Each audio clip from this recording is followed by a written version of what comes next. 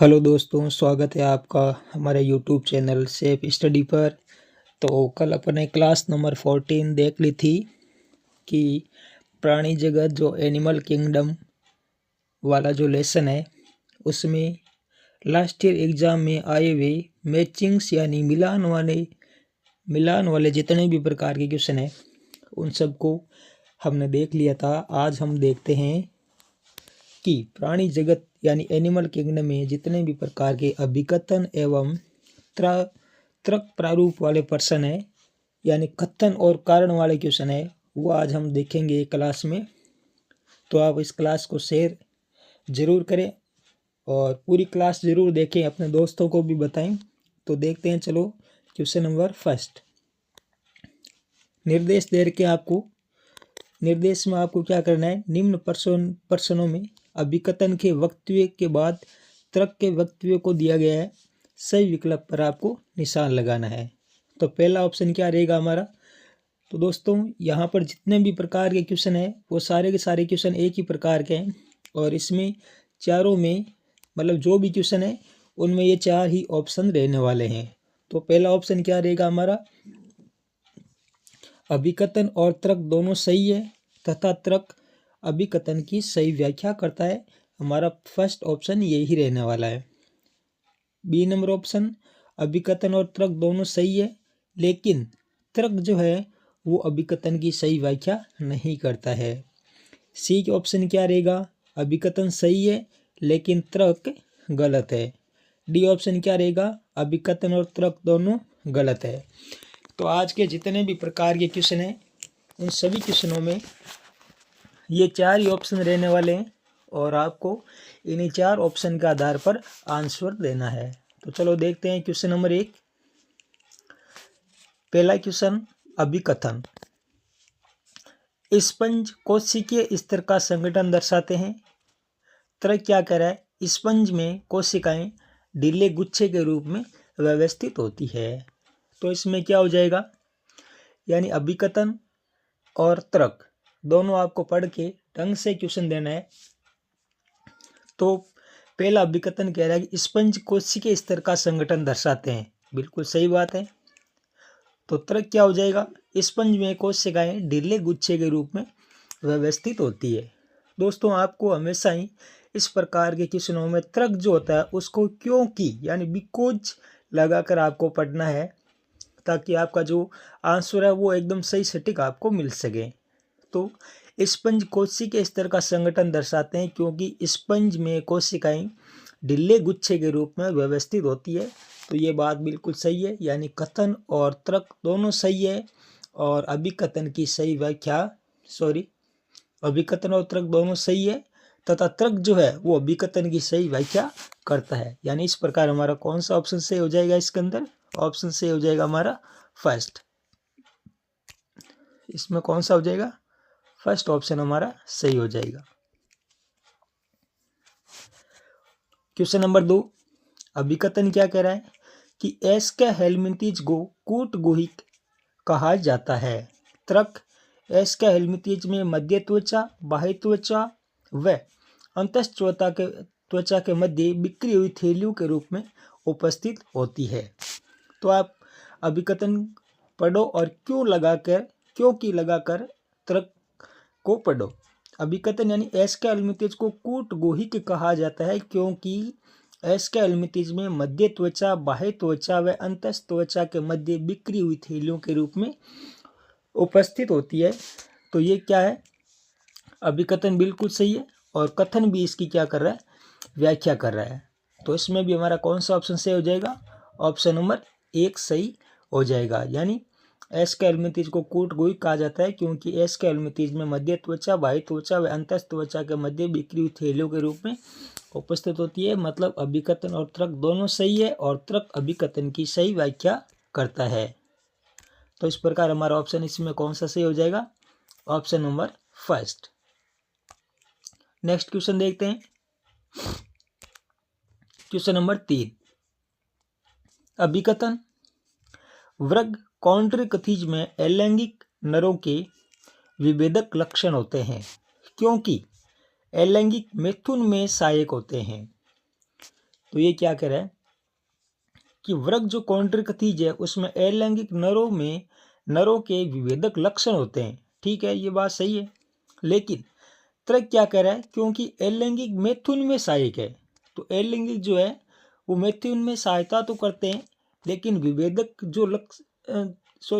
लक्षण तो होते हैं, लेकिन अलैंगिक मैथुन में सहायकता कम करते हैं।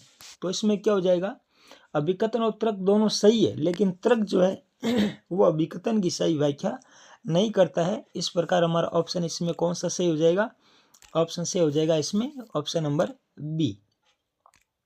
कौन सा सही हो जाएगा, ऑप्शन नंबर बी वाला सही हो जाएगा।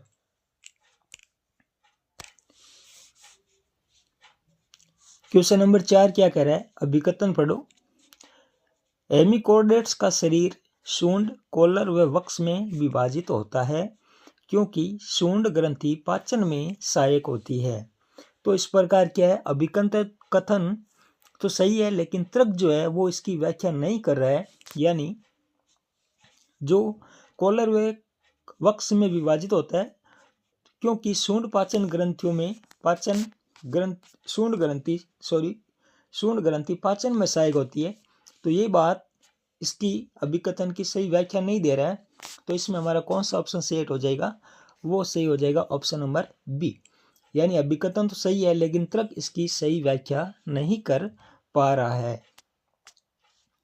नेक्स्ट क्वेश्चन देखते हैं, क्वेश्चन नंबर 5। अभिकथन क्या कह रहा है कि टिनोफोर्स में पाचन मुख्य रूप से बाह्य कोशिकीय होता है। टिनोफोर्स में पाचन मुख्यतः किस प्रकार का होता है, बाह्य कोशिकीय, क्योंकि टिनोफोर में आहार नाल जो होती है वो अपूर्ण होती है। तो दोस्तों इसमें अभिकथन और जो तर्क है वो दोनों गलत है, यानी टिनोफोर्स में जो पाचन है वो मुख्य रूप से बाह्य कोशिकीय नहीं होता और ना ही टिनोफोर्स में आहार नाल जो है वो अपूर्ण होती है। तो इस प्रकार हमारा ऑप्शन इसमें कौन सा सही हो जाएगा, ऑप्शन से हो जाएगा हमारा डी। कौन सा ऑप्शन सही हो जाएगा, ऑप्शन नंबर डी सही हो जाएगा। क्वेश्चन नंबर 6, अभिकथन क्या कह रहा है, कोलोट्स, क्रोकोडाइल्स एवं किलोन सरीसृप वर्ग के सदस्य हैं। तर्क क्या कह रहा है, केलोट्स, क्रोकोडाइल्स व किलोन का हृदय 3 कक्ष वाला होता है। 3 कक्ष वाला होता है, तो इसमें क्या हो जाएगा, किलोट्स, क्रोकोडाइल्स एवं कोलोट्स ये सभी सरीसृप वर्ग के सदस्य हैं। ये बिल्कुल बात सही है, लेकिन केलोट्स, क्रोकोडाइल्स व किलोन का हृदय 3 कक्षीय होता है, ये बात सही नहीं है। तो इसमें हमारा कौन सा ऑप्शन सही हो जाएगा, इसमें ऑप्शन हमारा सही हो जाएगा ऑप्शन नंबर सी। सी का मतलब अभिकथन सही है लेकिन तर्क क्या है, गलत है। Next question number 7। अभिकथन क्या कह रहा है कि मोलस्का जीवों में परिवार गुहा में पंख सदृश कलोम उपस्थित होते हैं। पंख सदृश कलोम, तर्क क्या कह रहा है, ये कलोम श्वसन तथा उत्सर्जन संबंधी कार्य करते हैं। तो अभिकथन जो है वो इसमें ठीक ठाक है, मोलस्का जीवों में परिवार गुहा में पंख सदृश कलोम उपस्थित होते हैं, ठीक बात है, लेकिन कलोम जो है वो श्वसन और उत्सर्जन संबंधी कार्य नहीं करते हैं। तो इस प्रकार हमारा इसमें ऑप्शन कौन सा सही हो जाएगा, वो हो जाएगा अभिकथन इसमें सही है लेकिन जो तर्क है वो गलत है। तो ऑप्शन कौन सा सही हो जाएगा, option number C. Question number 8 देखो, अभिकथन क्या कह रहा है कि ऑस्टिकटिज मछलियां डूबने से बचने के लिए निरंतर तैरती रहती है। तर्क, ऑस्टिकटिज वर्ग की मछलियां में वायुकोश अनुपस्थित होते हैं। तो ये अभिकथन कि वो डूबने से बचने के लिए निरंतर तैरती रहती है, ऐसी कोई बात नहीं है, और वायुकोश अगर अनुपस्थित होंगे तो वो तैर नहीं पाएगी। ठीक है, तो इस प्रकार हमारा कौन सा ऑप्शन सही हो जाएगा इसमें, तो इसमें अभिकथन और तर्क जो है वो दोनों ही गलत साबित हो रहे हैं। तो कौन सा ऑप्शन हमारा सेट हो जाएगा, वो हो जाएगा ऑप्शन नंबर डी, यानी अभिकथन और तर्क जो है वो दोनों ही गलत हैं। Next question, question number 9 number की यह कह रहा है, निडेरिया के शरीर एवं स्पर्शों पर 10 कोरक उपस्थित होते हैं। ठीक है, और तर्क इसका क्या कह रहा है कि 10 कोरक आधार, रक्षा तथा शिकार को पकड़ने के लिए प्रयोग किए जाते हैं। तो अभिकथन जो है वो ठीक ठाक है, निडेरिया के शरीर एवं स्पर्शों पर 10 कोरक उपस्थित होते हैं, ये बात ठीक है, लेकिन 10 कोरक आधार, रक्षा और शिकार को पकड़ने के लिए प्रयोग किए जाते हैं, ये बात जो है वो कुछ सेट नहीं हो रही है। तो इसमें कौन सा ऑप्शन हमारा सही हो जाएगा? ऑप्शन नंबर बी हमारा सही हो जाएगा कि अभिकथन और तर्क दोनों सही है, लेकिन तर्क अभिकथन की क्या नहीं कर रहा, सही व्याख्या नहीं कर पा रहा है। ठीक है, तो ऑप्शन हमारा इसमें कौन सा सही हो जाएगा? Option number B. डी वाला देखो, अभिकथन क्या कह रहा है, पक्षियों में त्वचा नम होती है। तर्क, ये हवा में उड़ने के कारण होने वाले घर्षण के प्रभाव को कम करता है। तो आपको इसमें क्या लग रहा है, पक्षियों में त्वचा नम होती है, क्यों होती है? और ये हवा में उड़ने के कारण होने वाले घर्षण के प्रभाव को कम करता है, ऐसा कोई मतलब नहीं है। तो इसमें क्या है, अभिकथन और जो तर्क है वो दोनों ही क्या है, गलत है। तो इस प्रकार हमारा ऑप्शन इसमें कौन सा सही हो जाएगा? ऑप्शन नंबर डी, यानी अभिकथन और तर्क जो है वो दोनों गलत है। नेक्स्ट क्वेश्चन देखते हैं, क्वेश्चन नंबर 11, स्तनपायियों के दांत विषम दंती होते हैं। ठीक है, तर्क, स्तनपायियों के दांत जबड़े के गर्त में धंसे होते हैं। तो इसमें क्या है कि स्तनपायियों के जो दांत है वो विषम दंती होते हैं, ठीक बात है, लेकिन ये जबड़े के अंदर धंसे होते हैं, ये कोई जरूरी नहीं है। तो इसमें क्या हो जाएगा कि अभिकथन तो सही है, लेकिन तर्क जो है वो अभिकथन की सही व्याख्या नहीं कर पा रहा है। तो इस प्रकार हमारा ऑप्शन इसमें कौन सा सही हो जाएगा? वो ऑप्शन सही हो जाएगा हमारा ऑप्शन नंबर बी, यानी अभिकथन और तर्क दोनों सही है, लेकिन तर्क अभिकथन की सही व्याख्या नहीं कर पा रहा है। क्वेश्चन नंबर 12, अभिकथन क्या कह रहा है, उभयचर नर व मादा अत्यधिक युग्मक उत्पन्न करते हैं। तर्क, उभयचरों में नरों में मैथुन अंगों का अभाव होता है। तो 12 नंबर क्वेश्चन है, उभयचर नर व मादा अत्यधिक युग्मक उत्पन्न करते हैं, ठीक बात है, उभयचरों में नरों में मैथुन अंगों का अभाव होता है। तो इसका कोई ये युग्मक उत्पन्न करने से कोई रिलेशन ज़्यादा दिख नहीं रहा है। तो इसमें भी क्या है, अभिकथन सही है, तर्क भी ठीक है, लेकिन अभिकथन जो है, तर्क जो है वो अभिकथन की सही व्याख्या नहीं दे पा रहा है। तो इस प्रकार हमारा ऑप्शन इसमें कौन सा सही हो जाएगा? इसमें हमारा ऑप्शन सही हो जाएगा ऑप्शन नंबर बी। अगला क्वेश्चन देखते हैं, क्वेश्चन नंबर 13, अभिकथन, वृक्क पक्षी में वायु कोश फेफड़ों से संबंधित होते हैं। तर्क क्या कह रहा है, वायु कोश पक्षियों में श्वसन के संपूरक होते हैं, यानी पक्षी में वायु कोश फेफड़ों से संबंधित होते हैं, ठीक बात, वायु कोश पक्षियों में श्वसन के संपूरक होते हैं, ये भी ठीक बात है, यानी इसमें अभिकथन और तर्क जो है वो दोनों सही है, और अभिकथन तर्क की सही व्याख्या भी इसमें क्या कर रहा है। तो कौन सा ऑप्शन सही हो जाएगा हमारा इसमें?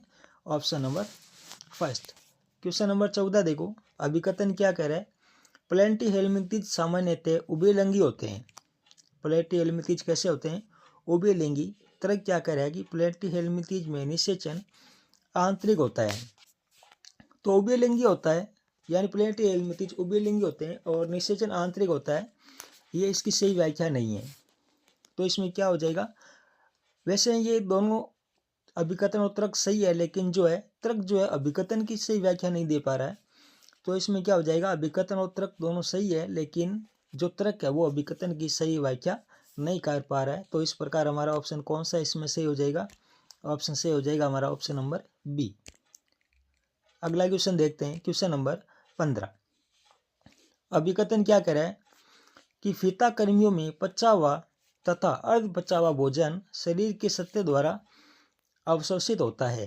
तर्क, फीता कर्मियों में पाचन अंग अनुपस्थित होते हैं, यानी फीता कर्मियों में पचा हुआ और अर्ध पचा हुआ भोजन शरीर की सत्ते द्वारा अवशोषित होता है, यानी किसके द्वारा? सत्ते द्वारा, क्योंकि फीता कर्मियों में पाचन अंग क्या होते हैं? अनुपस्थित। तो ये बात अभिकथन सही है और तर्क वाली बात भी सही सेट हो रही है, तो इसमें क्या है, अभिकथन और तर्क दोनों सही है, और अभिकथन तर्क जो है वो अभिकथन की सही व्याख्या भी दे पा रहा है। तो इस प्रकार हमारा इसमें कौन सा ऑप्शन सही हो जाएगा, तो वो हो जाएगा option number first, option number A सही हो जाएगा। तो दोस्तों ये थे आज के हमारे अभिकथन और कथन और कारण वाले क्वेश्चन, जो भी प्राणी जगत यानी एनिमल किंगडम से संबंधित लास्ट ईयर एग्जाम में क्वेश्चन कथन और कारण से पूछे गए थे, उन सबको हमने एक क्लास में देख लिया है। तो अब आप इस क्लास को जरूर देखें, अपने दोस्तों को भी बताएं, अच्छी लगी है तो आप इसको शेयर करें, लाइक करें, सब्सक्राइब करें। तब तक के लिए धन्यवाद। जय हिंद, जय भारत।